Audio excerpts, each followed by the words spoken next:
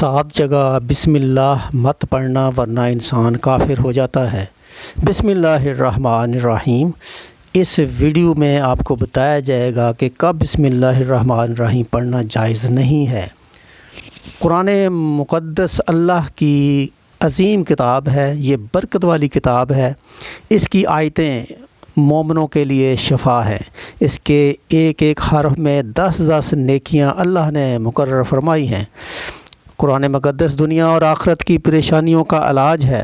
قرآن مقدس رحمتوں کا خزانہ ہے، لیکن اس عظیم رحمت والے خزانے سے مالا مال ہونا ہو تو پہلے سچے دل سے بسم اللہ الرحمن الرحیم پڑھو، پھر اس خزانے کو کھولو اور زیادہ سے زیادہ اللہ کی رحمتوں کو حاصل کرو۔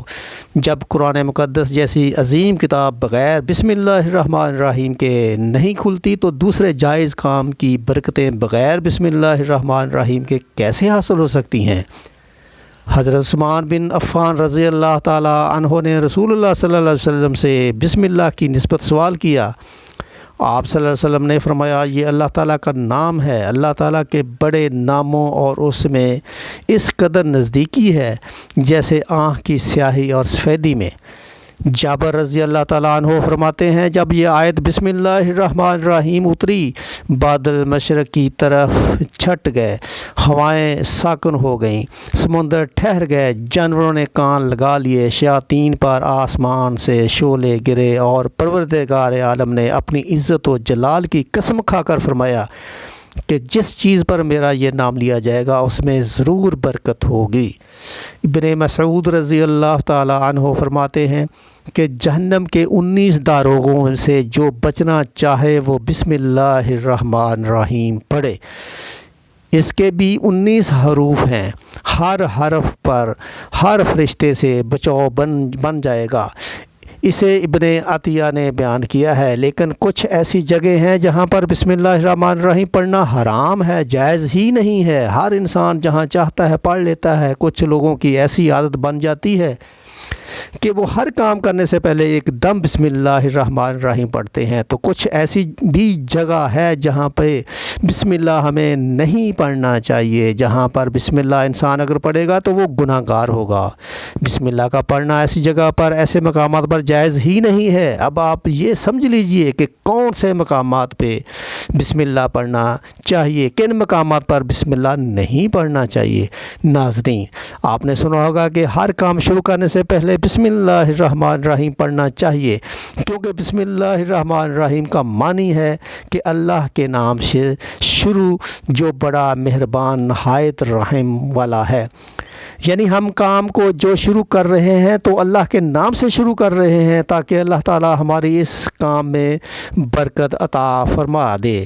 اور بسم اللہ پڑھنے کے فائدے بھی بہت زیادہ ہوتے ہیں کہ اگر کوئی انسان کسی کام کو پڑھ کے کرتا ہے تو اللہ تعالیٰ اس کام میں برکت عطا فرماتا ہے۔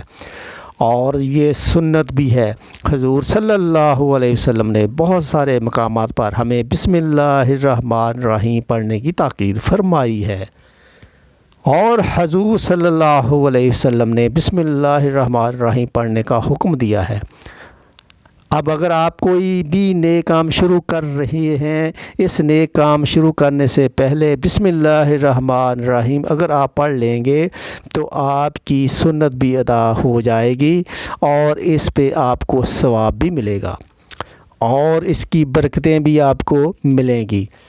اگر آپ نے کسی نیک کام شروع کرنے سے پہلے بسم اللہ پڑھ لیا تو پھر انشاءاللہ اس میں آپ کا نقصان نہیں ہوگا۔ اللہ تعالیٰ خود آپ کا حامی و مددگار اور ناصر بن جائے گا، کیونکہ آپ نے اپنے کام کو اللہ کے نام سے شروع کیا ہے کہ ہمارا کام تھا کرنا، اور بندہ کیا کرتا ہے اور اس کے بس میں تو ہوتا کیا ہے، بندہ تو اسباب اختیار کرتا ہے، اور بندہ کر بھی کیا سکتا ہے، بندے کے ذمے صرف اسباب کا اختیار کرنا ہے کہ آپ کسی کام کو کرنے سے پہلے سبب اختیار کریں کہ ہمیں یہ کام کرنا ہے، باقی اللہ کے سپرد کر دیں۔ آپ اپنے کام کو کریں، باقی جو آپ کا کام ہے وہ اللہ تبارک و تعالیٰ کے سپرد کر دیں۔ ایک مرتبہ ایک صحابی آئے، آ کر عرض کیا، یا رسول اللہ صلی اللہ علیہ وسلم، میں پریشان ہوں، ہمارے اونٹ کہیں کھو گئے ہیں۔ تو آپ صلی اللہ علیہ وسلم نے ان کو یہ بتایا کہ اللہ پہ بھروسہ کرو، اور اللہ پہ بھروسہ ہی اصل چیز ہے۔ یہ بولو کہ میں نے اللہ پر بھروسہ کر لیا۔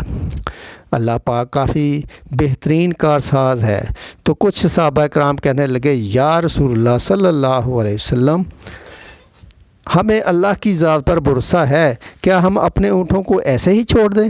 اگر ہماری قسمت میں ہوں گے تو ہمارے اونٹ واپس آ جائیں گے، اور مقدر میں نہیں ہوں گے تو چلے جائیں گے۔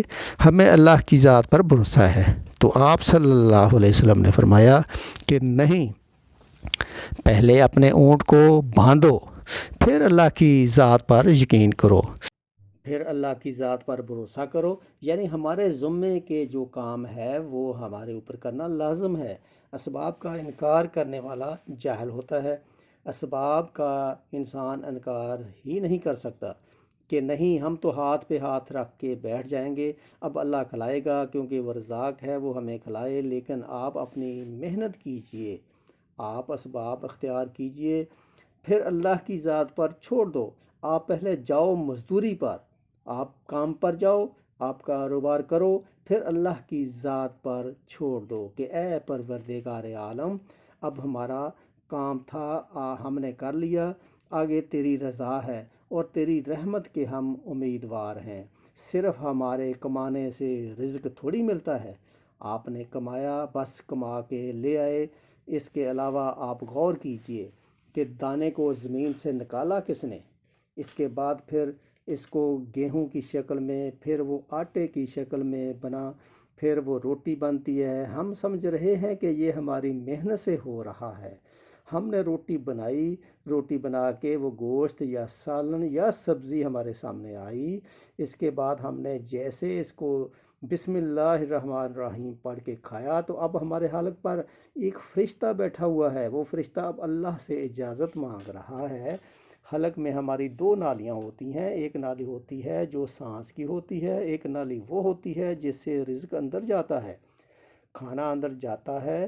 تو یہ دو نالی بالکل برابر ہوتی ہیں اور دونوں کا ایک ہی چھید ہوتا ہے، لیکن پھر وہ اندر جا کر الگ ہو جاتی ہیں۔ اب آپ یہ سوچ کر دیکھیے کہ فرشتہ یہاں پر بیٹھ کر اللہ سے پوچھتا ہے ہمارے ہر لقمے پہ کہ مولا، اس لقمے کو زندگی کا سبب بناؤں یا موت کا باعث بنا دوں؟ اب اللہ تعالیٰ کی اگر مرضی ہوتی ہے تو وہ لقمہ زندگی کا سبب بن جاتا ہے، اور اللہ کی مرضی نہیں ہوتی تو وہ لقمہ موت بن جاتا ہے۔ یعنی اگر وہ لقمہ بجائے خوراک والی نالی میں جانے کے اگر وہ سانس کی نالی میں چلا جائے تو پھر انسان ختم ہو جائے گا۔ تو آپ دیکھیں، ہم نے اتنے سارے کام کیے، لیکن فرشتہ یہاں پر بیٹھا ہوا ہے کہ اس نوالے کو، اس لقمے کو کہاں لے جانا ہے۔ تو یہ آپ نے اسباب اختیار کیے، یعنی اس کو اسباب اختیار کرنا کہتے ہیں، اور اللہ تبارک و تعالیٰ پر چھوڑ دیا۔ تو نیک کام ہم شروع کر رہے ہیں، کھانا کھا رہے ہیں تو ہمیں بسم اللہ پڑھنے کی تاکید کی گئی ہے۔ لیکن بہت سارے لوگ ایسے ہوتے ہیں کہ کچھ حرام کام کرتے ہیں، جیسے مثال کے طور پر اگر کوئی انسان جوا کھیل رہا ہے تو اس میں بسم اللہ کا پڑھنا حرام ہے، کہ اللہ کے نام سے شروع۔ اللہ نے کب کہا تھا کہ آپ جوا کھیلو؟ جا کر اللہ نے کب کہا تھا کہ آپ شراب پیو؟ جا کر اللہ نے کب کہا تھا کہ آپ جھوٹ فریب مکروہ؟ جا کر اللہ نے تو کہا ہی نہیں کہ ایک شخص نے بڑی عالی شان منزل بنوائی اور اس پر لکھا ھذا من فضل ربی، اور شیطان نیچے بیٹھا رو رہا ہے۔ تو لوگوں نے پوچھا تو کیوں رو رہا ہے؟ تو اس نے کہا کہ دیکھو، میں نے اس سے جھوٹ بلوایا، فراڈ کروایا، ہم نے اس کی بلڈنگ فراڈ کر کے بنوا دی، اور یہ لکھ رہا ہے ھذا من فضل ربی، یہ میرے رب کا فضل ہے۔ اللہ نے کہاں کہا تھا کہ جھوٹ بول کے کمانا؟ اللہ نے کہاں کہا تھا کہ ڈھونگ کرنا؟ اللہ نے کہاں کہا تھا کہ فراڈ کرنا؟ تو مقصد صرف یہ ہے کہ شیطان تو ہر طرح سے انسان کو بہکاتا ہے، تو اس لیے حرام کاموں سے پہلے ہمیں بسم اللہ ہرگز نہیں پڑھنا چاہیے۔ ہمیں ہر نیک کام شروع کرنے سے پہلے بسم اللہ الرحمن الرحیم پڑھنا چاہیے۔ ہمیں احتیاط رکھنا چاہیے کہ جب ہم باتھ روم کے اندر داخل ہو چکے ہوں، نہانے سے قبل بسم اللہ نہ پڑھیں۔ باتھ روم میں جانے سے پہلے ہم بسم اللہ الرحمن الرحیم پڑھیں، اور باتھ روم کے نکلنے کے بعد جب کپڑے پہنیں تو پھر بسم اللہ الرحمن الرحیم پڑھیں۔ اور کوئی انسان کاروبار کرتا ہے، اب اس نے جھوٹ بولا اور پھر اس کے بعد پیسے لیتے وقت بسم اللہ الرحمن الرحیم پڑھا، تو ایسی جگہوں پر جہاں پر حرام کام کوئی بندہ کرتا ہے تو وہاں پر بسم اللہ الرحمن الرحیم نہیں پڑھنا چاہیے، کیونکہ اللہ تبارک و تعالیٰ نے آپ کو دنیا میں چھوٹ دے رکھی ہے کہ جیسا کرو گے ویسا بھرو گے۔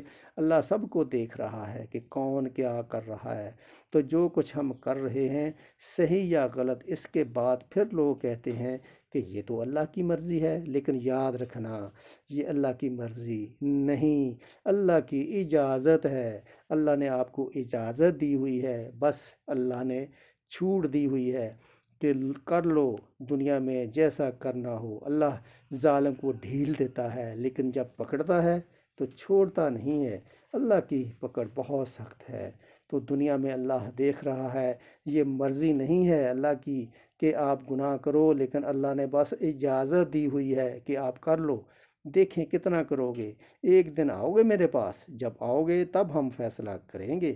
مالک یوم الدین، انصاف کے دن کا مالک، یوم جزا کا مالک، تو اللہ تعالیٰ کی ربوبیت سمجھے، اور ہمیں یہ سمجھنا چاہیے کہ کون سے کام ہمیں کب کرنا چاہیے کب نہیں کرنا چاہیے۔ جو سنت رسول صلی اللہ علیہ وسلم پر ہم عمل کریں گے تو اللہ تعالیٰ ہمیں کامیاب کر دے گا، دنیا میں بھی اور آخرت میں بھی۔ اللہ تعالیٰ ہمیں عمل کرنے کی توفیق عطا فرمائے۔